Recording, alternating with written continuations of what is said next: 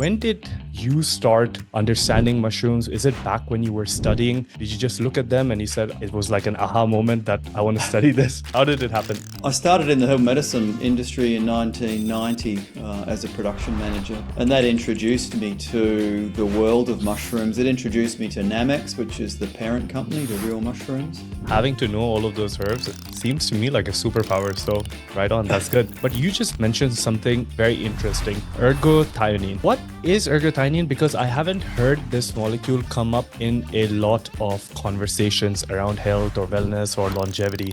The exhaust, from your metabolism of your cells, needs to be managed. And the antioxidant defense mechanisms that we have in a human or an animal cell, it uses glutathione and ergotheanine. Can I just go to my supermarket and buy the mushrooms? Why would I want to supplement with it? Do you get this question a lot? If you do it across the course of your lifespan, it protects you against all sorts of diseases. You're more likely to not be depressed. The best way to stay healthy is to have a good diet. So my advice to people is eat mushrooms at least twice a week as part of your regular diet. Hello and welcome to another episode of the Ship for CJ podcast, where we talk about health, wellness, mental health, personal growth. I'm your host CJ, and today I'm really excited because I have got to you a guest from really far. His name is Carroll. He's one of the leading experts in holistic health. He is the chief medical herbalist in a company called Real Mushrooms. And when we talk about he's going to talk about his experience, but he's got 30 years of experience as a medical herbalist, a speaker, an educator. He loves educating people, talking to people, and that passion is amazing. That's why I wanted to bring him on the show. Lee, welcome to the show. Thanks, CJ. I'm really happy to be here. I'm looking forward to it. I'm looking forward because I have so many questions around the space of mushrooms. And I'm sure a lot of people now, mushrooms is the craze, especially it's probably come to this part of the world a bit later, but now a lot of people are talking about mushrooms. So I want to know from you, when did you start understanding mushrooms? Is it back when you were studying? Did you read a lot of books, or did you just look at them and you said it was like an aha moment that I want to study this? How did it happen? Yeah, well, it wasn't as straightforward. When I was a younger man, I did my first degree was I graduated in 1980. I did botany and some zoology, but in my final couple of years, I studied some mycology as well. And mushrooms only kind of got divorced from the plant kingdom and were placed into their own kingdom of life back in the 60s. So back then the mushroom world was just emerging. And I've always been interested in natural health and always taken herbs throughout my adult life. But when in my, I started in the herbal medicine industry in 1990 as a production manager, and that got me, very into the whole thing. And, I could taste 150 different plants and tell you what their name was and what area of health they might have supported. I'm not as good as that now, but throughout my herbal career, mushrooms weren't really that prominent. And mushrooms, in the way that I was trained and in the industry within which I worked, mushrooms were kind of pigeonholed just as cancer therapies. And they work really well as adjuncts in cancer therapy. So I learned about shiitake and I learned about Ganoderma, the reishi. And reishi's had a broader range of actions than just cancer. It's good for cardiovascular health, and it's called the mushroom of immortality. But in those 30 something years, I really didn't fully understand it, and I didn't appreciate it. And I've done a lot of education. I've not done any lectures or any coursework on the fungal realms. And then back in 2020, I got an interest. I got an opportunity to develop a small range of products for a company in Northern California. And that introduced me to the world of mushrooms. It introduced me to Namex, which is the parent company to Real Mushrooms. And since then, it's been this incredible love affair. I've done a really deep dive. I've spent a couple of years, me and my research assistant, creating an online course for healthcare professionals. And we've reviewed more than 1,000 research papers and read a bunch of textbooks. And I'm now I still use herbs in clinic, and compared to the number of herbs, mushrooms are still quite limited, although there's a large number of mushrooms that are available to us that we don't currently use as foods and also as medicines. But I'm using about, a dozen mushrooms regularly in clinic now, compared to about 100 herbs that I would use regularly. But my God, they're just such amazing creatures. There's so many possibilities in terms of food and medicine. Takes about 14 hours for me to explain it fully from where to go. No, that's amazing. And I love that, you've taken such a deep dive and you have so many years of experience around this. And like having to know all of those herbs seems to me like a superpower. So right on, that's good. I was watching a Netflix documentary. I cannot remember it right now, but in that documentary, they were proposing a lot of these different. It was about psychedelic mushrooms, but they were Oh yeah, talking about. fantastic fungi. Yes, exactly. Fantastic fungi. Yeah, And they were talking about so many of these theories.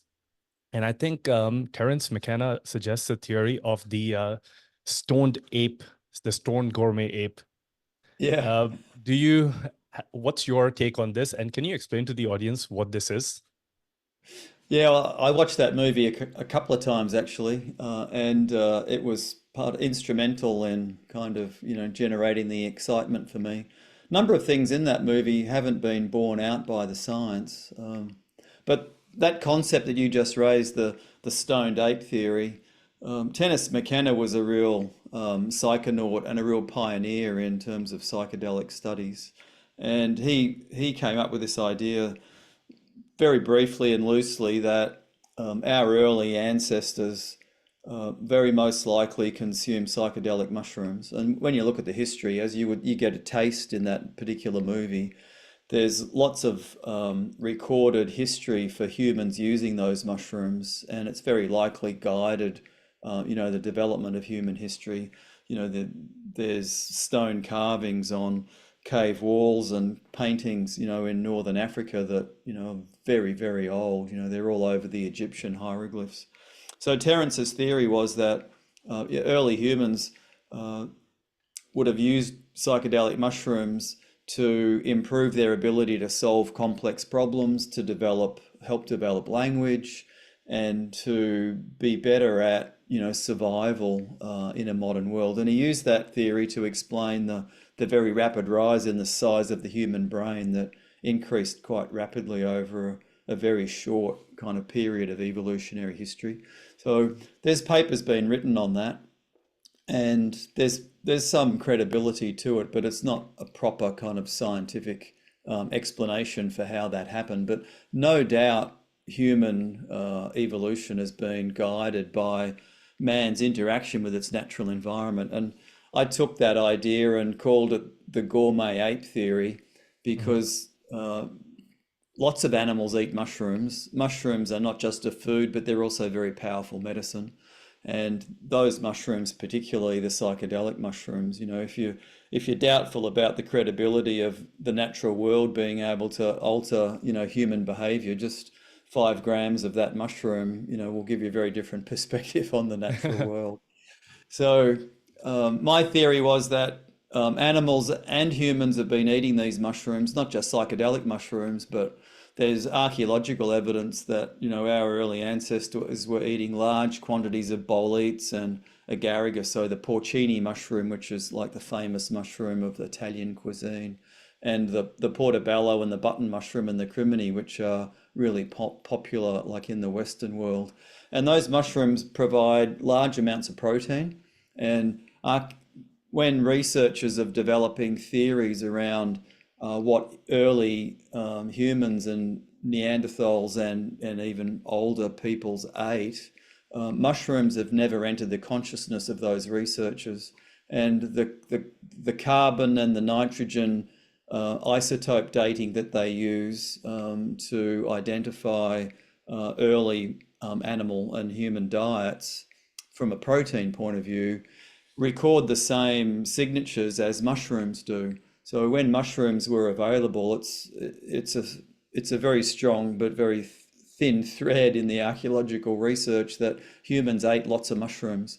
You can scrape the teeth of archaeological specimens and see large volumes of spores of mushrooms that indicate that mushrooms were being eaten. So we can get into this a bit later, but mushrooms have Yep. got a beyond just the protein and the fiber and the amino acids and some of the secondary metabolites that influence our body's function. They contain a molecule called ergotheanine, which is a basically an unknown nutrient that almost makes it into the category of a vitamin that humans need to be healthy across the lifespan. So I think Hmm. we've always eaten mushrooms, and rather than the stoned ape, it's more the gourmet ape because humans have got a passion for eating things that are tasty.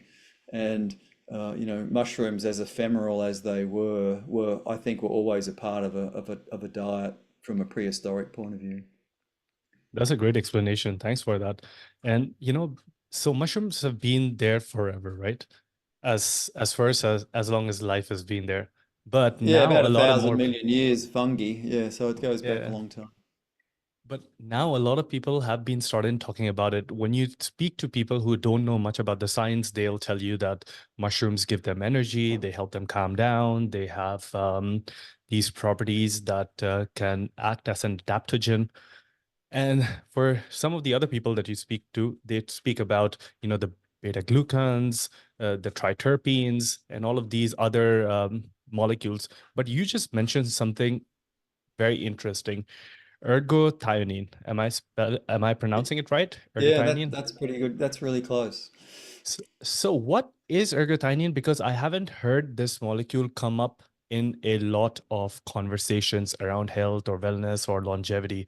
And I think uh, this, as you mentioned, it could be classified as a vitamin. What piqued my interest in this is that Dr. Bruce Ames actually mentioned this as a longevity vitamin once. So Yeah. I was like, if it's about longevity, I want to know, and I'm sure the audience wants to know. So please go ahead. Yeah, yeah. So you're right. If you mention beta glucans to someone, and they're a little bit knowledgeable, they say, "Oh, yeah, mushrooms have got those in them," and that's a really important attribute, and it really is. And the beta glucan argument influences the discussion around how long humans and fungi in general have been kind of in a relationship. So fungi and animals share a common evolutionary ancestor that goes back, I don't know exactly, like 1,000 million years. It's a long time ago. Mhm. So we split off from a thing that was similar. So we share similar biology.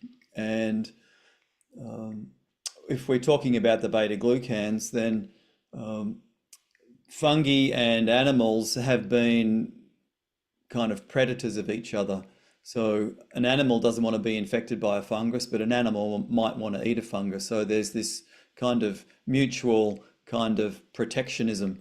So animals over the course of the millennia have developed really strong immunological protection against fungal infection. And there's lots of fungus, but we don't get much infection by it. So the beta glucans on an edible mushroom have got a very similar signature to the beta glucans on a pathogenic fungus.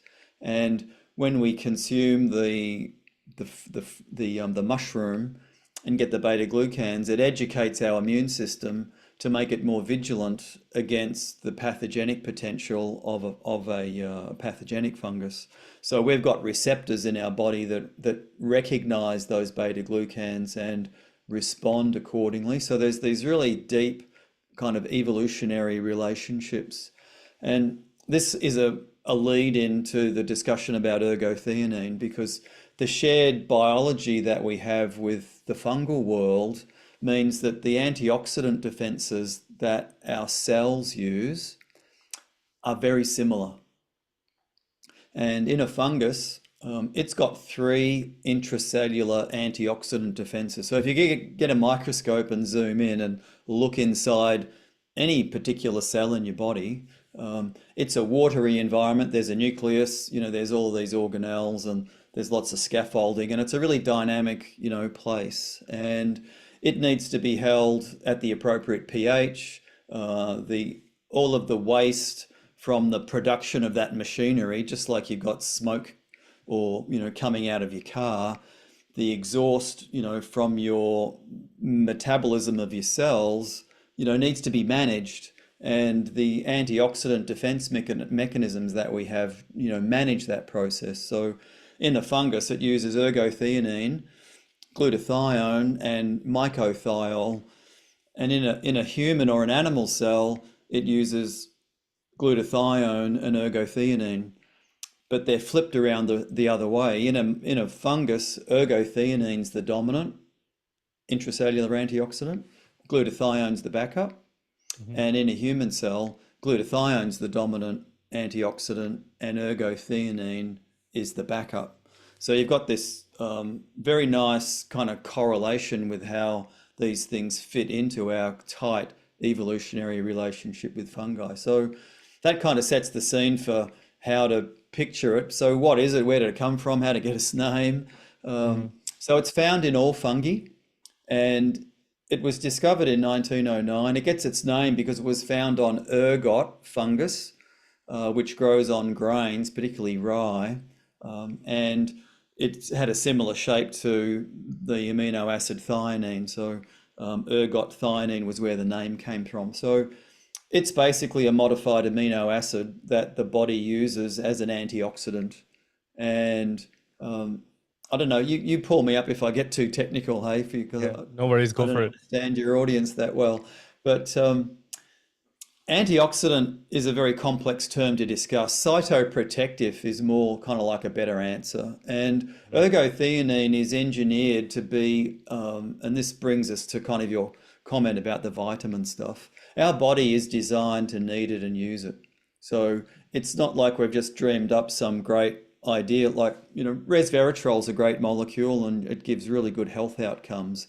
But our body's not engineered to need it. We could live a healthy life and not experience complications if we never had a resveratrol. You can't say that about a vitamin. If you don't get vitamin C, you get scurvy. If you don't get vitamin D, you get rickets. There's all of these disease associations. So ergothionene's got transporters that get expressed in the gut. So when we eat our food, uh, we take up the ergotheanine. And because ergotheanine is only found in the fungal world and some soil bacteria, the biggest source of it is mushrooms. And then Mhm. the 1 to 2 orders of magnitude less, so 10 to 100 times less, is found in plants because they take it up from the soil, fungi. Modern farming practices disrupt that kind of ecological environment. So modern plants don't have as much. So we've got these transporters in our gut, we've got transporters in all of our cells, and we very tightly understand the mechanisms involved. So glutathione goes up and down depending on cellular stress. So, if you just consume some alcohol, your liver cells have to process that alcohol. Or if you've had a big amount of sugar, your cells in your liver have to process that. And then the waste, the reactive oxygen species or nitrogen that get produced as a result of that metabolism need to be dealt with. And glutathione does that. But glutathione gets depleted if there's too much of that stress, and it takes a while for it to come back to its optimal levels. So where you've got high stress in that type of example that I just used, the cell would be unprotected against the stress. So that's where ergotheanine comes in. It plays a backup role.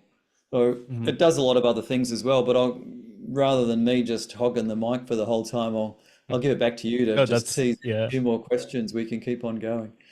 Yeah, no, thank you for that explanation and thank you for giving us the history. In our modern day world where we are bombarded with pollution, a lot of work, life disbalance, stress, a lot of sedentary movement, and EMFs is just natural, and all the fast, convenient foods with microplastic and alcohol and all these things, these are constantly attacking our cells and they're demanding so much from our cells. And again, like you said, True. the glutathione levels can go down even if you don't have the right amount of amino acids in your body, like uh, like glycine Methionine. and Yeah. methionine, vitamin C. Cysteine. Yeah. So it's interesting about this ergothioneine, but now a lot of people might be listening to this and thinking, okay, Lee and CJ are talking about mushrooms, and mushrooms were available in nature. So, can I just go to my supermarket and buy the mushrooms? Why would I want to supplement with it? Do you get this question a lot? Yeah, I do. Yeah. And on this topic of ergotheanine, the evidence seems to point to if you have two or more serves of mushrooms a week, so Mhm. and a serve is about 10 grams of 12 grams of fresh mushroom. So if you have that 2 or 3 times a week, it protects you. If you do it across the course of your lifespan, it protects you against all sorts of diseases. So you have less cancer, you get less cardiovascular disease, you have less cognitive decline, you have less neurodegenerative disease, you're more likely to not be depressed. There's a whole bunch of things that fit into that. So food is medicine, and the best way to stay healthy is to have a good diet. And ergotheanine and mushrooms aren't a fad. Our bodies are, they're evolutionarily engineered to need them as a not a daily thing, but an intermittent thing. And ergotheanine gets stored in the body, so you could binge on mushrooms for a week, and then you might not need any more for a month because it lasts in the body for such a long time. So my advice to people is eat mushrooms at least twice a week as part of your regular diet. And it could be a button mushroom or a portobello, or it could be a crimini, or it might be a fancy porcini or a golden oyster, or any of these mushrooms that you could think of. And all of the modern ones have got ergotheanine in them. But the average person's just not going to eat mushrooms on a regular basis often enough. And ergotheanine, for me, it's a really fascinating topic, and it's kind of fundamental to human health. Every person needs it. It isn't, like I said, it's not a fad. Everybody needs to get some on a regular basis. And the way to be sure that you're getting it is to take a supplement so that you could be guaranteed that you're not going to be missing out. I'm a mushroom, fan. I'm a mycophile, and some weeks I might not eat any mushrooms.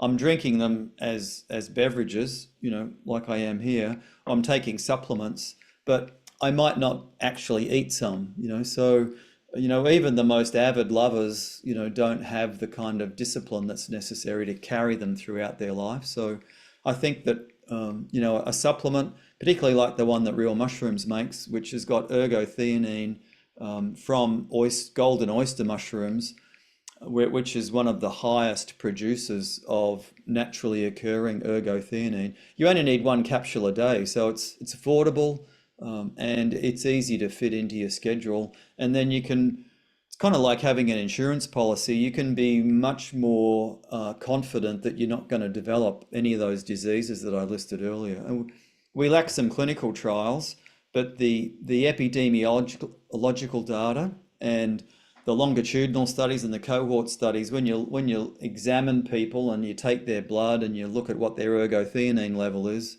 and then you look at them again 5, 7, 8 years later, and you look at their ergotheanine level and you look at their level of cognitive disease and decline, there's direct associations between the level of ergotheanine in the development and the severity of the diseases. Researchers are even saying once we get a commercial test for it, ergotheanine will be predictive of Alzheimer's and Parkinson's disease, for example.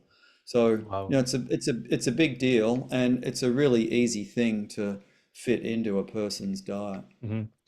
It reminds me of one of the studies that I was looking at. It was a 2019 study from the Alzheimer's disease, and they were talking about consumption of lion's mane, which is another very popular mushroom, and Yeah. how it reduces cognitive impairment in older adults. It helps with new memory formation, and it was super interesting because when I asked you this question, I'm actually, we both raised, everyone who's looking at us on video, we both raised our cups. I don't know what you're drinking, but I'm having a coffee blended with lion's mane, chaga, um, a little bit of shilajit, which is not a mushroom, but Yeah. also cordyceps, Right. just to get myself ready for this interview. And now, after learning from you, I'm like, oh, my cells are thanking me for the ergothioneine as well. Cool. I've got reishi, lion's mane, and cordyceps in my cup from real mushrooms. Amazing. One of the things which got my interest very early on is that I was reading about these stories in especially around Asia and China, where they were talking about like a lot of people are living for a very long time, and when you ask them what they're doing, of course they're moving around, they're in a natural environment, but when you ask those people, a lot of them were saying that they were having reishi mushrooms every day. And probably this is why a lot of people attributed reishi's immortality as, like, the mushroom of immortality, because a lot of people who are living for a very long age are actually using this, including a lot of the emperors in the past.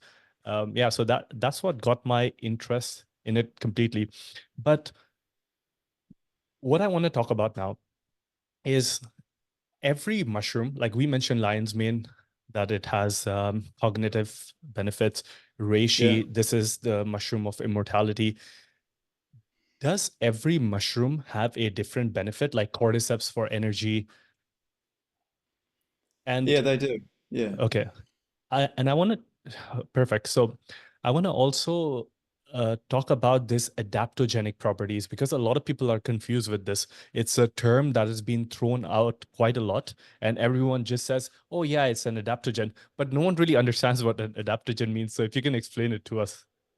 Yeah, they're all good questions. So, um, every mushroom does have its own unique benefits. All mushrooms impact on the immune system, but the immune system's not just one thing. So, we've got different types of white blood cells, within our lymphatic system, within our blood vessels, within our tissues, within our organs, and mushrooms will have a unique influence on the various departments within which the immune system exists in the body. So having a combination of different mushrooms kind of looks after the whole body. If you wanted to think about just specifically, say, lion's mane, then it's not just the beta-glucans, it's not just the secondary metabolites. In the mushrooms got very unique metabolites called haricinones, and they play a role in brain health. But it's also the ergotheanine that plays a role. So it's the synergy that you get from those three things. And in the modern world, we make this mistake of focusing on just one thing as being the key kind of active or ingredient, but we need to be thinking about the synergy that mushrooms offer. So this is why the more complex extracts, the like that real mushrooms make are so beneficial to human health. So in terms of this idea of an adaptogen, it's a modern term. If you look at the classic literature, mushrooms like cordyceps and reishi were considered tonics. And the word tonic, in the way that I was, taught as a medical herbalist, a tonic's a substance that improves the vigor, the physiology, the vigor, and the function of either the whole body, or it might be a specific tonic. So it might just be a specific, organ or tissue. So lion's mane might be an immune tonic, but it's also a brain tonic. Mhm. So if you apply that concept to stress, so if a substance is a tonic that helps support the physiological functioning and capacity of our stress system, then that kind of gets to a more understandable definition of what an adaptogen is. So an adaptogen, from a herbal medicine point of view, is quite a specific thing, and it must have an ability to improve the way that the whole body responds to stress, so that you can exist under increased stress and not suffer any dilution in your physical performance, in your mental capacity, and in your emotional capacity. And you're right, that term gets thrown around a lot inappropriately. So I don't think cordyceps is an adaptogen, for example, but it certainly helps certain aspects of the stress response. I see it more as a whole body tonic, and it particularly focuses on the lungs and the kidney. I think, and it's got to be related to the chemistry. When you talk about the actions that mushrooms and plants have, the actions that we ascribe to them, whether it's adaptogenic or anti-inflammatory or immunomodulating or whatever, it's got to be relatable to a particular class of compound or chemistry in the mushroom. So cordyceps doesn't have such chemistry that has the ability to perform these adaptogenic roles where these substances can get taken up by cells, and you can influence heat shock proteins, and you can influence the way that the pituitary gland works and how it interacts with the adrenal gland, etc. But reishi does. Reishi's got these really important triterpene molecules, which are very bitter. So good reishi should be really bitter. It should be like a whack with a cold hand in the face, and wake you up. It's that bitter. So those molecules, they get taken up by cells, and they influence how those cells can cope with stress. So with reishi, I think the best example for that mechanism is that reishi gets taken up in the endothelial linings of the arterial system. So from Mhm. your stomach, it gets into the portal vein, gets through your liver, and then it gets into circulation. And a lot of the wear and tear that we experience, and a lot of the issues with our longevity, is to do with the linings of our vascular system. So the reishi triterpenes get into those cells that are the lining, and they make them more robust and more capable of dealing with the stress. So that's in part how reishi, plays this significant role in mortality, which is a big word, but in ancient times, you needed language that got people's interest. Mhm. So another mushroom that has got compounds that have got the potential to be adaptogenic is chaga. So I put reishi and chaga as kind of low-level adaptogens, and doesn't really matter what you call them as long as you honor the tradition in terms of how you use them, and you don't inflate, the potential of the mushroom to do things that it can't possibly do. Mhm. So if you're an athlete and you want to perform better, you definitely should be taking cordyceps. Mhm. And it partners well with rhodiola and ashwagandha, and partners well with Korean ginseng. And Mhm. but if you've got a lung disease or a kidney disease, or you've got a thyroid problem, then cordyceps works really well, and it partners with a whole bunch of different herbs. Mhm. It's interesting with cordyceps because I remember a few months ago I used to do jujitsu, and we were going for one of the evening classes, which is always a pain because like you've done all of your work throughout the day, and then making it for an evening class is a bit difficult. And one of the guys I trained with, he just couldn't stop about, hey guys, I tried this cordyceps supplement and now I have so much energy. I didn't have to take that break. And then when we look at like other publications, and of course a lot of athletes around the world, it's shown that it increases ATP production, and that's what increases our cellular energy, and we can bring that Yeah. energy anywhere throughout our day, whether it is sports, whether it is anything else. But also, interestingly, there's a lot of Tibetan folklore where they say that the Tibetan yaks on the mountain, when the farmers, they started understanding the power of cordyceps, when they saw the yaks, and whenever they would eat the cordyceps, they would get so energized. And it's similar to the coffee story, because in the coffee they Yeah. said in ancient Arabia, there was like these sheeps that were eating coffee, and then they got like crazy energy, and then the farmers started it. So it's interesting how we observe things in nature, and then years and like thousands of years later, we like kind of talk about it. But so we spoke about the mushrooms by itself. And now I want to talk to you about the quality of mushrooms, because I, in Dubai, we don't have so many mushroom companies, so we're still okay here.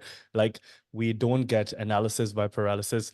But if I go to the US Amazon store and I just put on mushrooms, I think there are about 10 pages of different Yeah. sort of mushrooms promising different sort of things. And how does a consumer make the most optimum choice when it comes to like what is the high quality supplement, what does it contain, how does someone know when there's so much out there? It's a really good question. It's a very vexing question, and I mean, I've got an answer, but I don't know how good it is, because there's just a lot of unethical behavior, like in the supplement world, and Can you talk about that? Because clearly, I think people want to, a lot of people just think that because a supplement is online and it's got a good packaging, that means it is legit. But I also know, because I've been in the biohacking space for some time and we were thinking of starting our own supplements line, that a lot of the times the products are made in a different part of the world, but they're termed as they're made in a different part of the world. Like there's all this kind of crazy yeah. things going on behind the scenes which the consumer doesn't know about. Yeah, it's a very unethical place, and I've I'm 65 in a few months, and I've been doing this for almost 35 years now, and Mhm. at a high level in practitioner focused companies that get the quality right and have got massive laboratories to do all of this sort of testing. So I've been exposed to the all of the possible scenarios, so I'm kind of a little bit jaded. But I can tell your audience that, with mushrooms, they need to have beta glucans guaranteed on the label, and the best companies will offer a certificate of analysis by a third party that you can look at to verify that. So there's still the opportunity to be corrupt, within that, but that's kind of like the first thing that you should look for, because all mushrooms um, have beta glucans, and all beta glucans have got a therapeutic relevance which supports the traditional use of that mushroom. So that's a really big thing. Where a mushroom has got active constituents, and reishi is probably the best example. A good company would put the triterpene percentage on the label so that you know how many triterpenes you're getting in a particular dose.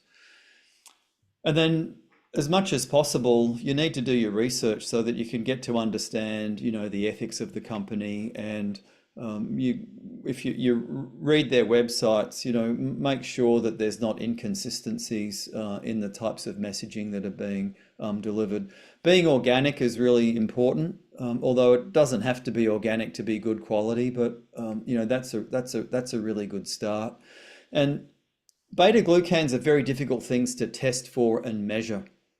So many of the supplements that you would be familiar with, they're the active constituent that you want, but there's also carriers and fillers and other constituents that get used to enhance the manufacturing process or influence stability or whatever. When you dry a mushroom and you retain all of the fiber from that mushroom, so you don't kind of waste anything. When you dry it, it is very free flowing and very stable and doesn't need to have fillers or binders added. So the very best companies would not use any additive fillers. And beyond just that making a more clean product, when you test for beta glucans, it's a really difficult thing to test for. And there's one particular test which has become the industry standard called the megazyme test. And it can't differentiate between other types of beta glucans, and some other substances will give a positive result in that test.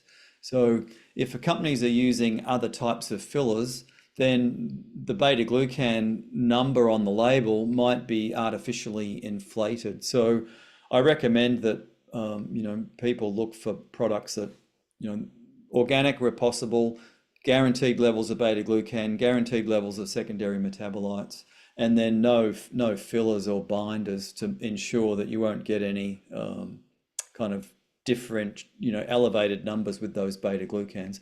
And that's how Real Mushrooms does it. So Real Mushrooms is great, and clearly I'm the chief medical herbalist, so I'm going to say all the positive things about that. Of course. But there are a bunch of other, mushroom companies that do a really good job as well, and they comply with those things that I just said as well. So um, the big thing though, and I kept it till last to try and give it a little bit more importance, is that there's a number of companies that are really high profile that confuse the user between myceliated grain, which is the fungus grown on brown rice or sorghum or some other grain, with a mushroom.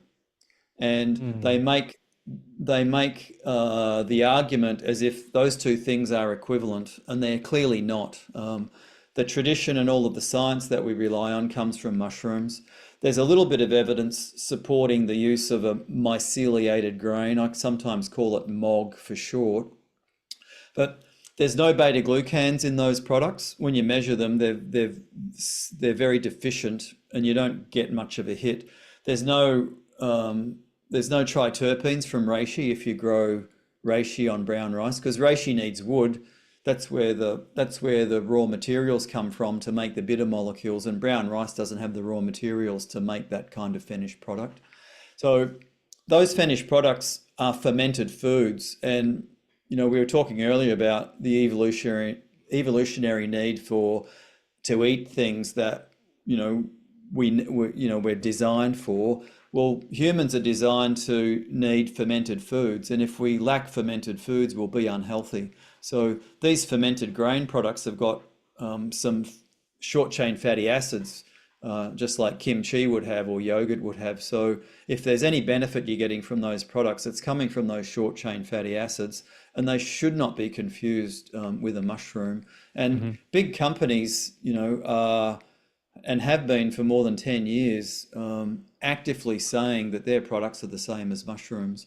And for those of us that are in the real mushroom industry, it's a constant source of frustration and annoyance, Hmm. because it confuses people. I was at a conference on the weekend, and I was talking to a couple of the leading herbalists in Australia, and they were curious about my mushroom work. And I said, "Hey, what are you taking?" And to my dismay, they said they were taking this product which was made from mycelium on grain, and they didn't even know that it wasn't a mushroom. They thought it was a mushroom based on the packaging. So, Is it cheaper to produce from a mycelium on the grain? oh yeah, it's ridiculously less expensive, and it's a huge profit maker, and that's what drives it. It's Hmm. a scandalous, unethical, business model to have created. Um, Hmm. but as I said, I think there is a kernel of efficacy there, but it's got nothing to do with the mushroom. It's all to Hmm. do with the short chain fatty acids. And the And if you wanted to polysaccharides. just, yeah, and if you wanted to take that analogy just a little bit further, when you consume a mushroom, like a real mushrooms product, those beta glucans get fermented in the gut, and they make short chain fatty acids. So Hmm. a lot of the benefit that you get from taking a mushroom is the production of short chain fatty acids that get taken up not just in the lining of the gut where they prevent colon cancer, for example, but the whole body needs them to function optimally. So there's no need to have a mycelium on grain, although Hmm. I am a big fan of fermented foods. So if I had access to a hamburger-sized piece of fermented rice, that'd be much better than just two capsules that cost almost the same as a mushroom but don't deliver any Hmm. of the mushroom benefits. Hmm. Another question I have is that, of course, mushrooms or any kind of thing, any kind of plants which are out in the wild, they have much more of a potency than the ones which are either farmed, or this might seem like a stupid question, but can you grow mushrooms in a lab or like in a setting which is not really in nature to kind of like for example, there are companies which are, of course, getting wild harvested mushrooms. They're mushrooms on the farm. But could a company like engineer a facility to grow mushrooms on there to make it cheaper? Yeah, I that's don't in know. fact how it's done. So, Okay. um, in China, which is kind of like the ancestral repository of all of that ancient knowledge, that's where the best mushrooms come from. There's a lot of fear about China being, an unclean place and, like polluted, but that actually, isn't true when you get into the country where these things get done. So, that's a really good question, and it deserves a good answer. So, the only mushroom that's currently must be harvested from the wild is chaga. So, it's got to be taken from living trees. It can't be taken from dead trees. Hmm. And there's a very small number of chaga organisms, per 100 meters of forest. So, there's luckily there's lots of forest in kind of Siberia and Russia where these things grow. Hmm. All of the other mushrooms have been cultivated so that they can be grown like in a manufacturing setting.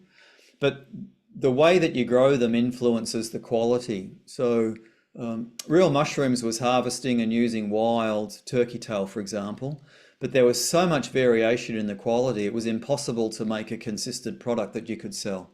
So it it forced the company to start, focusing on which cultivar gives the best kind of phytochemical profile of beta-glucans and triterpenes and all of the other things that are important in turkey tail. And then that was chosen, and then now that gets grown en masse in very small wood logs that get wrapped up in a kind of like a polymer shield. And that means that the people that are doing the production don't have to carry around big logs. They're only moving small things. So from a Hmm. workplace health and safety point of view, it's effective. But you Hmm. can get very consistent output. And then basically buildings get built that have the appropriate microclimate for each mushroom.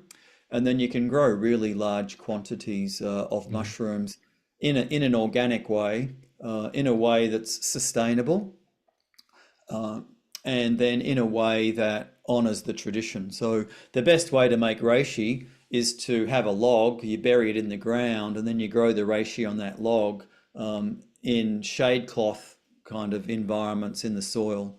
Um, Tremella is a mushroom that grows upside down, on a small log.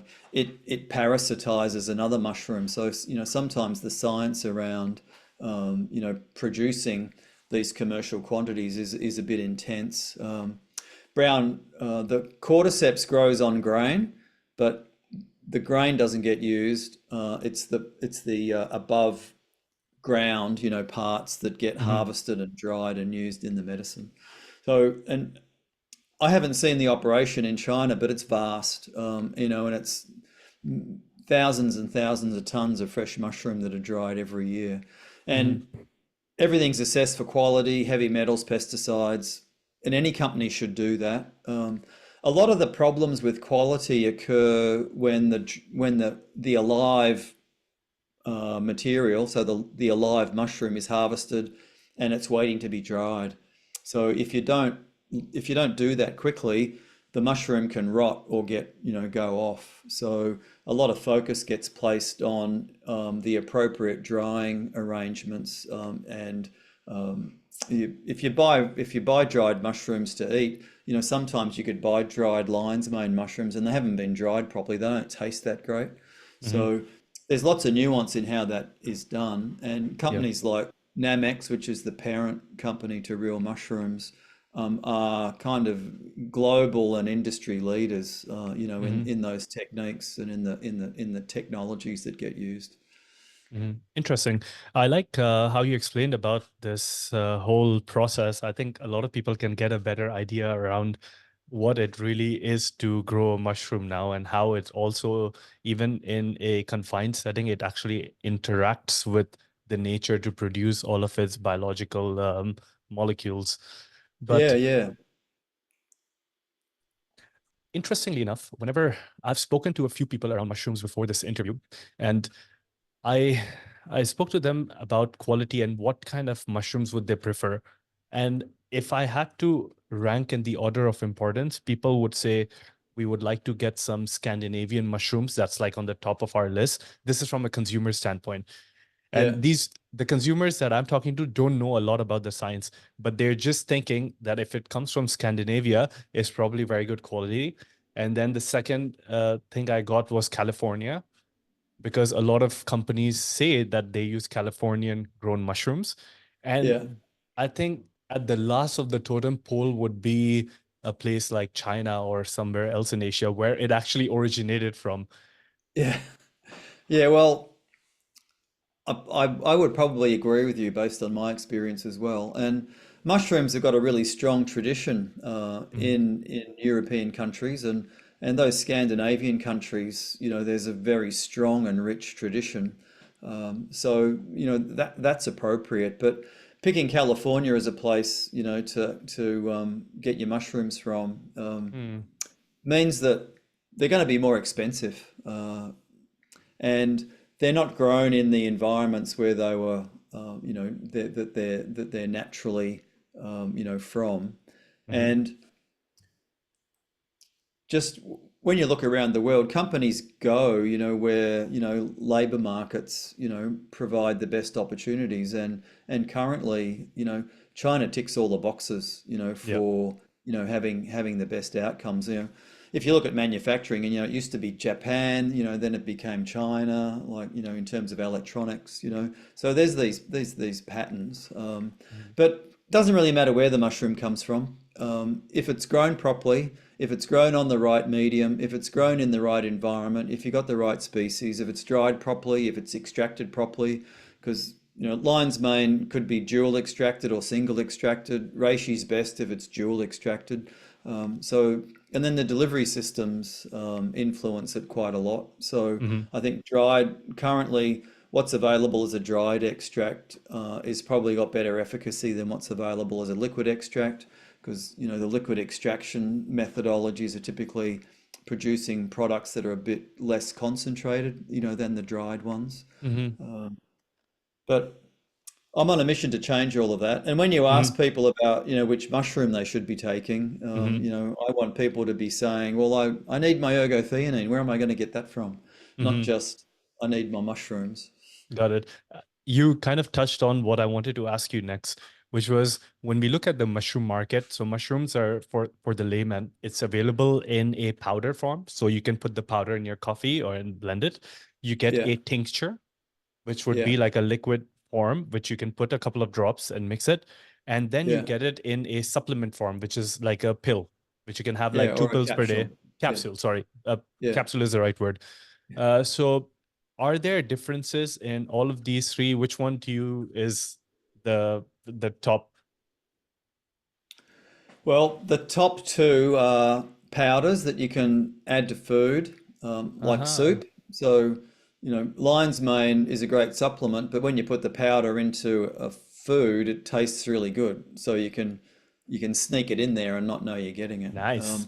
But powders also, as we've just been discussing, you can drink the ones that are soluble, and that's a really nice way to do it. Hmm. And then for the average patient, it's a combination of either those powders or those powders in capsules. And not Hmm. everybody wants to have the bitterness of reishi, so sometimes it's better just to take the capsule. And Hmm. you can have the option to do both. Um, you can see behind me those big bottles on the shelf. I use a lot of liquids in clinic, Hmm. and liquid dosing, when products are made properly, that's a good way to be able to custom blend. And a lot of people don't like taking pills Hmm. or drinking tea, so they can just take a shot of this medicine. But Hmm. typically, mushrooms need quite high doses. And when when mushrooms are turned into liquids, companies do it because it's a low cost of entry. Basically, you could start making mushroom tinctures in your garage. You don't need fancy equipment to do it, like Real Mushrooms has to do these very highly sophisticated extracts. And when people make their own liquid extracts, or in factories, they're typically a lot weaker. So you need to take more of it to get the benefit. So I've looked quite closely at lots of liquid products, and I've compared the quality and the amount of raw material in those liquids. And it's almost impossible to find a liquid which gives a therapeutic dose at an affordable price. Hmm. So I Interesting. would counsel people, to avoid the liquids, Hmm. unless they've got the skills to understand that they're getting a therapeutic dose. So, Hmm. you know, if Thank you you, for sharing that. Thank you for sharing that. my pleasure. Sorry, you So were saying something. I cut you off. everybody understands that you've got to get the right dose. Like you can have a tablespoon of wine Hmm. and not experience any effects. But if you like that euphoric effect and you don't like to overdrink, then you'll have one glass of wine and it'll be like, wow, I feel really good. That's the point to stop. Don't keep Hmm. on going. So if you bought a product and it only had a teaspoon of wine in it, but it was labeled like wine, you would know that it wasn't doing the thing and you wouldn't keep on going back to buy it. Hmm. But with mushrooms and typically with herbs, you don't get that feedback. That feedback only happens over a period of weeks or months. So that company that's kind of scamming you by selling you a really weak product, even if it's good, if it's too weak, it won't work unless Hmm. you get a massive dose. So it'll be weeks or months before you realize, hey, that isn't doing any good, and you'll move on to something else. Well, they've got a big chunk of your money, while you've been working out that this stuff doesn't work. And Hmm. that's my, 35 years of experience, distilled into that, kind of Hmm. little tirade, but it's true. So I've I have access to mushroom liquids, but the companies that make them in Australia don't make them strong enough for me to get any clinical value out of them, and it makes it more expensive to the patient. So these products are good, but I still choose not to use them, and I'm using the powders and the capsules very effectively. Like Hmm. they work. So um, That's cool because this was one of the doubts I had this morning. Um, and I almost forgot about it to kind of like bring this topic in because for a few months I've been using mushrooms, which are like dry powders. But yeah, somewhere in the back of my mind, I don't know why, I had this belief that tinctures would be a more powerful source. For some reason, my mind was telling me that, hey, maybe they're just, when it's dry, you can take a spoon and put it in. But like tinctures might have like maybe 100 spoons of the same thing in a few liquid drops. yeah, So thank you for yeah. It's correcting me on that. My That's pleasure. good. And you can do an experiment. You Hmm. could take a real mushrooms extract like turkey tail, Hmm. and you could, and I've done this. You can add the turkey tail to the liquid, and to get an appropriate strength, it becomes so thick you can hardly pour it, and it's Got totally it. opaque, and it's got a ridiculously strong taste. You No one go to the wants that. shop and you look at all of the liquids and they're all thin, they pour Hmm. very freely, and they're all translucent. If your Hmm. mushroom extract's not thick, full of flavor, and totally opaque, it can't possibly, be any good. Amazing. Thank you for sharing that. That makes me more confident of drinking my mushroom coffee or the mushroom tea that I sometimes My blend. pleasure. So I Okay. don't know if real mushrooms is available. It's not. This is my next It's question. not. Would you guys like to bring real mushrooms to the audience of UAE and Dubai? Well, I'll talk to the marketing people. We're slowly conquering the world. I know that Mhm. it's available in the UK now. Mhm. Um, that's not far away. Yeah, you can And it's ask your marketing available in, team to get in touch yeah, with me because we yeah, also introduce a lot of companies from the US, from Germany, from UK to this region. And I mean, right now we're playing a lot in the health tech space with, hyperbaric chambers, red and near infrared light, yeah, and all of that cool. space. So Yeah, it would be amazing. We have a vast network of clinics over here as well yeah, that we are partners with. We could definitely help you guys out. cool. And you can't get it through Amazon? No, at the moment, I don't think Amazon has real mushrooms on it. Right. It Yeah, well, also, I'll certainly put the inquiry out. yeah, if they can get in touch with me, we can figure something out because I was checking out the profile of real mushrooms and guys, this is he all of his experience is right there. He is, I mean, it's a legit company. They're doing great work for a lot of years now. So I would be really happy that a lot of our audience and the people in this country could experience some of the potential benefits of mushrooms because again, this is like any other city, like Australia, like New York, like London, like Hong Kong. Everyone's busy, lots of work, lots of craziness going on.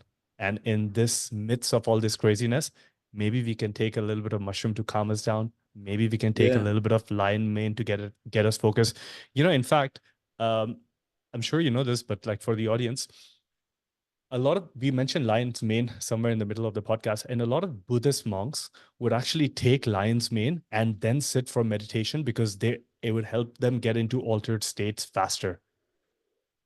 So, Yeah, it's fascinating stuff that we don't fully understand what's going on, but mhm, when you when you take a psychedelic, mhm, the way that it influences an improvement in brain function and human betterment. So you might have a negative pattern of behavior. So using me as an example, after a psychedelic experience, for 6 months, I was much more patient, for example. Mhm. In the car, I just was just so relaxed. It was ridiculous. And that's not the psychedelic experience. That's not the serotonin receptors. It's TrkB receptors. So these are neurotrophin receptors that alter the synaptic wiring in your brain to bring about new behaviors. And Mhm. an ability, as you were just describing, for these monks to have a more calm brain. And lion's mane is quite high in ergotheanine. And I think it's the combination of all three active constituents in the lion's mane that improve the messaging through those receptors in the neurons of the brain to facilitate a more harmonious kind of event. So whatever you're doing, the combination of those three things in lion's mane makes your brain slightly better. And Mhm. the focus is on all of the disease stuff. And there are some clinical trials in healthy people that show that it didn't improve their cognitive function, which leads people to think that if you're younger, there's probably no point in taking lion's mane. But Mhm. we've got to do a lot more experiments yet. And I really do think that it fine tunes brain function. And it's just much harder to observe an effect in a healthy brain. It's much easier in an unhealthy brain to Mhm. observe that effect. And I think lion's mane's got a long way to go. I think it's an incredibly important mushroom that equally important in the immune system category as well. So you're covering a lot of bases, just with the Mhm. one thing. What are you most excited about when it comes to mushrooms or this whole field? Are you working on some top secret project that you're going to reveal in the future in your lab? What No, gets you I'm not excited working every on a day? top secret project. Currently, the most exciting thing is definitely ergotheanine. But for me, Mhm. I think, and for humanity in general, I think probably the most exciting thing is the emergence of psychedelics as a legitimate therapy for all types of mental health issues, and for allowing healthy people to become, better humans. Mhm. And I think we're kind of on the cusp of that. The wave is kind of peaking, and regulations are changing quite rapidly around the world. And I think that in your lifetime, hopefully in my lifetime, we'll see a change in the legislation, and we'll see a global improvement in the way that we deal with mental health and Mhm. addiction, and allow people a platform to experience the wonders, of these psychedelic states, which would help bring people together. It solves conflicts, it makes people more loving and compassionate and more kind. And we would all like to live in a world like that. And I think psychedelics is, the possibly the way that we can achieve it. Mhm. Yes, true. In fact, later this week, I'm going to be talking, and I'm talking to someone who's a PhD in science, but also a healer that uses the mushrooms and she calls it the spirits of the mushroom that guide her Oh, cool. to Yeah. heal someone. And I'm going to be interviewing her for a podcast. She's a friend of mine. But right before the podcast, I was like, I need to experience this state. And of course, we've done some kind of like psychedelic journeys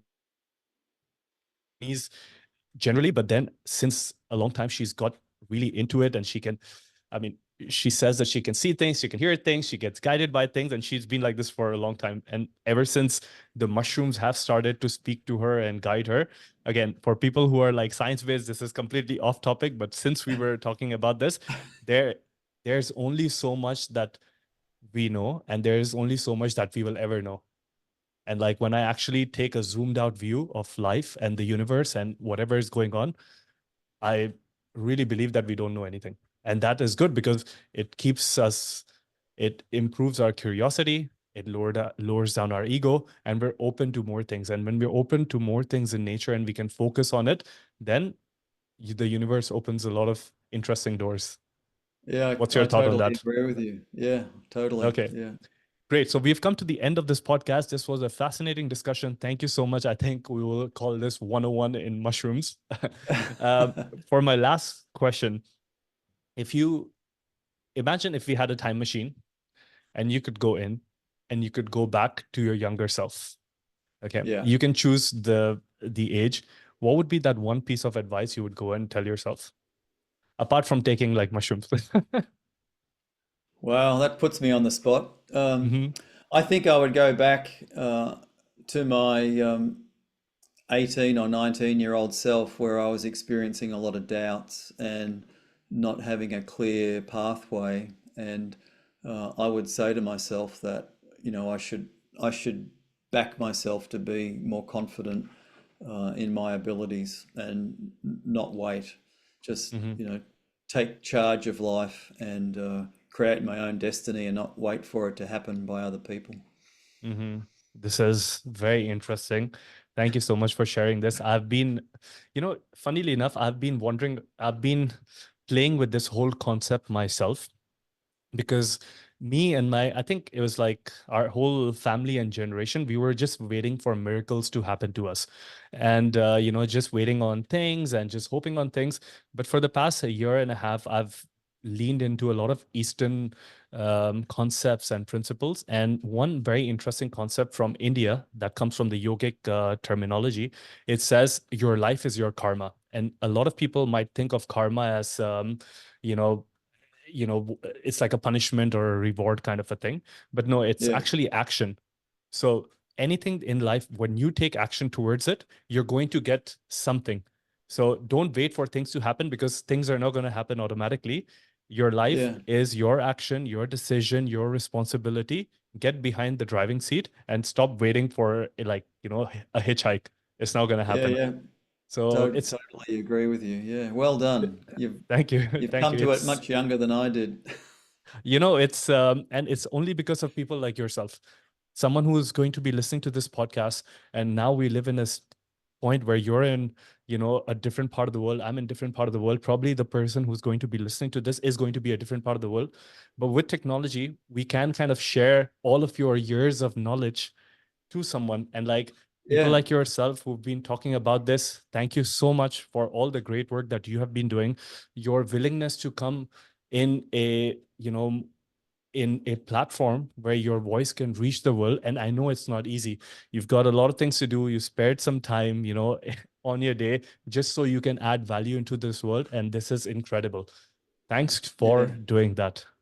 My pleasure. Thank you for inviting me. I've had a great time. I've really enjoyed it, and Same here. I hope the mushroom message, spreads just that one more spore at a time.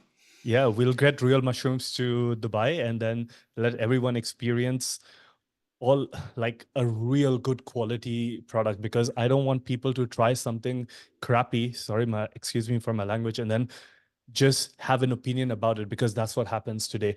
I want people to have the right thing and then make their opinions about it, but not just discard mushrooms because they tried a shitty supplement or a product. So I'll Yeah, be happy to kind of yeah. like spread the word as well. If someone wants to get in touch with you, what's the best way? My email is lee@realmushrooms.com. Nice and simple. Nice and simple. Okay, Lee. Yeah. Once again, thank you so much Thank you. for today. And Thanks, this is me, CJ. CJ, signing out of the Shift with CJ podcast. Everyone, have a great day, a great week, a great lifetime ahead of you. And remember, even when you're in doubt, don't go all crazy. Life will show itself to you. Be more confident, embrace things, and be curious. There's a lot of things to learn about life. Ciao. I'll see you in the next podcast.